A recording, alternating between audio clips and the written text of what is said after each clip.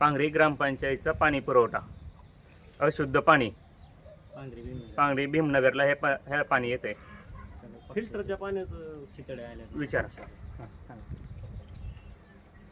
पाणी खराब येत आहे.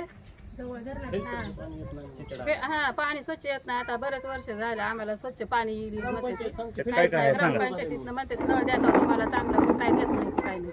पाण्यात काय काय पाण्यात पक येते ती चिमण्याची हे येतं तुकडं तुकडं येते पंख येते त्याच्यात पाणी वापरू सुद्धा वाटत नाही. इतकं घाण येतंय की विचारू नका. ती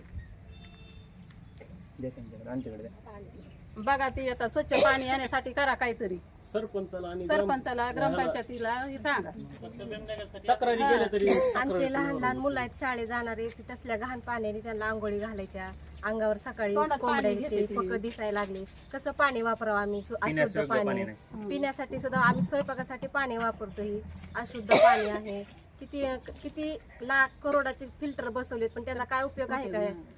नुसतं म्हणते ती येईल 15 दिवसात येईल, महिन्यात येत नाही. एवढं आहे की